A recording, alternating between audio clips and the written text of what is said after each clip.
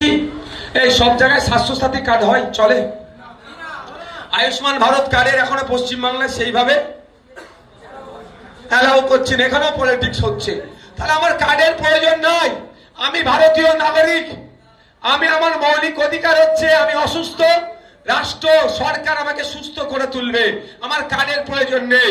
হসপিটালগুলোতে আপনি সরকারি হসপিটালগুলোতে ডক্টর দিন, সেখানে ডক্টর নাই। ডক্টর অল্প কিছু থাকলে নার্সের অভাব, নার্স কি অল্প কিছু থাকলে এক্সরে মেশিন নাই, আবার এক্সরে মেশিন থাকলে টেকনিশিয়ান নাই, টেকনিশিয়ান থাকলে রিপোর্ট করার যে ফিল্ম হয় না সেটা নাই, মানে দুরবস্থা। মেডিসিন নাই, এই যে দুরবস্থা চলছে আমরা বন্ধ করব। আমরা বলবো কেন কুলপির মানুষকে কলকাতার পিজি হসপিটালে গিয়ে চিকিৎসা করতে হবে? কুলপির এলাকাতে কুলপির মানুষকে, সুন্দরবনের মানুষকে, পাথর প্রতিমার মানুষকে, সাগরের মানুষকে, তার বুড়াকে যাতে সর্বোচ্চ চিকিৎসা পায় তার ব্যবস্থা আমরা করবো। এই জন্য আইএসএফ তৈরি হচ্ছে।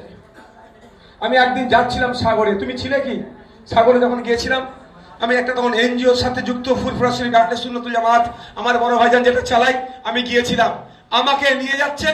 আমি যখন আমি ওই দিকের ঘাটে পৌঁছাচ্ছি দেখি একটা মানুষ, মানে একটি মহিলা বেডে শুয়ে আছে আর চারজন ধরে নিয়ে যাচ্ছে। আমি তোমাদেরই কাউকে জিজ্ঞাসা করেছিলাম এই মানুষটি কি মারা গেছে নাকি? শুয়ে আছে। বলছে না ভাইজান, ওই মহিলাটি প্রেগনেন্ট, ওপারে অর্থাৎ কাকদ্বীপে এসে হসপিটালে বাচ্চা প্রসব করবে।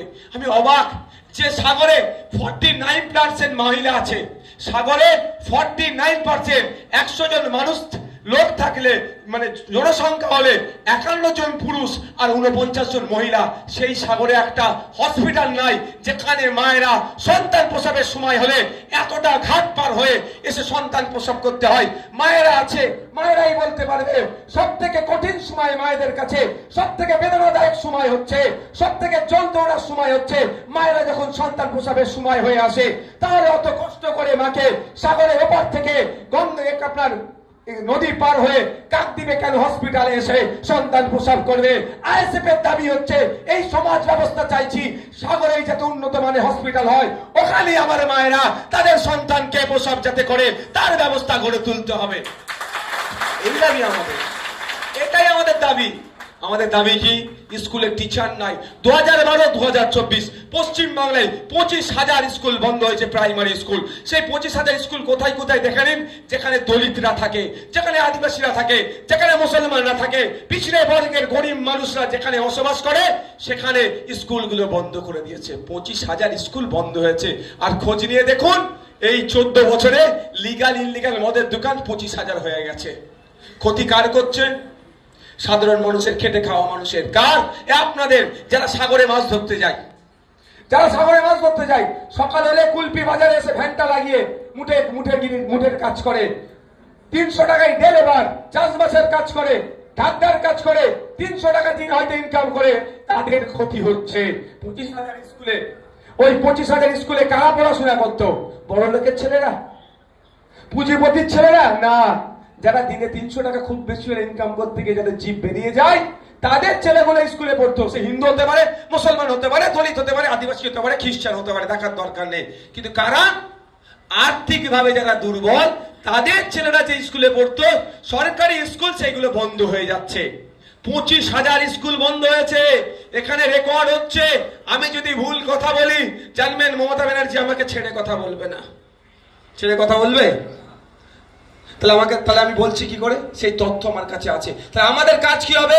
আমরা ক্ষমতায় আসলে আমাদেরকে মানুষ সুযোগ দিলে ওই স্কুলগুলোকে চালু করব। ওইগুলো তার জেসিবি দিয়ে তুলে, মেশিন দিয়ে তুলে নিয়ে পালাচ্ছে না তো স্কুলগুলোকে? এ বাবু নিয়ে চলে যাচ্ছে নাকি? ওখানেই তো আছে। এখানে বহুত বড় একটা ধান্দা আছে, ব্যবসা আছে। কি ব্যবসা? ওই স্কুলগুলোই দেখবেন পরবর্তীতে আদানি আম্বানি শিল্পপতিদের হাতে তুলে দেবে।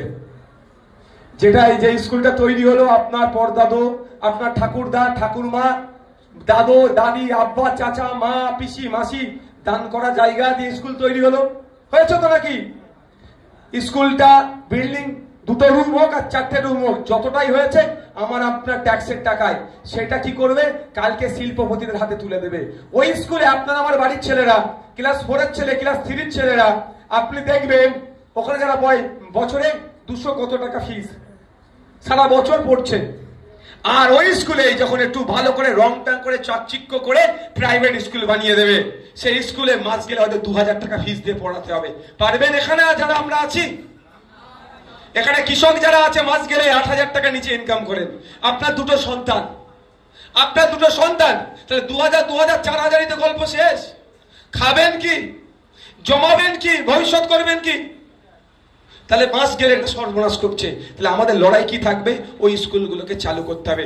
আর চালু যে স্কুলগুলো আছে, ক্লাস 3-4 এর বাচ্চারা যেই ক্লাসে পড়ে, খোঁজ নিয়ে দেখুন, পড়াশোনার মান শেষ করে দিয়েছে। ক্লাস 3 এর বাচ্চাটা অঙ্ক করতে পারবে না, 5-6 এর বাচ্চাটা তার নাম, ফোন নাম্বার, তার স্কুলের নাম, বাবা মার নাম, তার ফোন নাম্বার নয় তো বাবা মার অ্যাড্রেস লিখতে পারবে না ইংলিশে, কারণ শেষ করে দিয়েছে গুণগত মান। আমরা সেটা ফিরিয়ে নিয়ে আসবো। আমরা আবার প্রাইভেট স্কুল থেকে মানুষ মুখ ফিরিয়ে যাতে সরকারি স্কুলে আসে তার ব্যবস্থা করব। ওই জন্য আইএসএফ তৈরি হচ্ছে। আইএসএফ কোনো ধর্মকে প্রমোট করার জন্য আসেনি, কোনো ব্যক্তিকে প্রমোট করার জন্য আসেনি। আইএসএফ গোটা সমাজ ব্যবস্থাকে প্রমোট করবে, গোটা সমাজ ব্যবস্থাকে এগিয়ে নিয়ে যাবে। সেই সমাজ ব্যবস্থার মধ্যে হিন্দু, দলিত, আদিবাসী, মুসলমান, খ্রিস্টান সবাই থাকবে। সমাজ ব্যবস্থা পরিবর্তন করতে গিয়ে নওশাদ সিদ্দিকী যদি মনে করে আমার এই মাটাকে ছেড়ে আমি সমাজকে এগিয়ে নিয়ে যাব, কোনোদিন সমাজ এগিয়ে যাবে না। আর আমার মা যদি মনে করে নওশাদদেরকে ছেড়ে দিয়ে সমাজকে এগিয়ে নিয়ে যাব, কোনোদিন সুস্থ সমাজ হতে পারে না। কারণ আমাকে যে দেখতে পাচ্ছেন, আমার যদি একটা হাত ভাঙা থাকতো, একটা পা কাটা থাকতো, একটা চোখ অন্ধ থাকতো, একটা কান যদি কাটা থাকতো, কি হতো? আমি বিশেষভাবে সক্ষম হয়ে যেতাম। অর্থাৎ আমি যেটাকে বলে ডিজাবেল বা বিকলাঙ্গ বলে, সুস্থ শরীরে আর মানুষ হতাম না যদি আমার কিছু না থাকতো। একটা কানই নাই, একটা চোখ অন্ধ, তাহলে কি হবে? তো ভারতবর্ষ একটা হচ্ছে, মানুষ যদি ধরে হিন্দু একটা হাত, মুসলমান একটা হাত, খ্রিস্টান একটা চোখ, দলিত একটা চোখ, বাকি অঙ্গ প্রত্যঙ্গ মিলিয়ে পুরুষ সব ধর্মের মানুষ মিলিয়ে টোটাল একটা যদি ভারতবর্ষ আমরা ভাবি,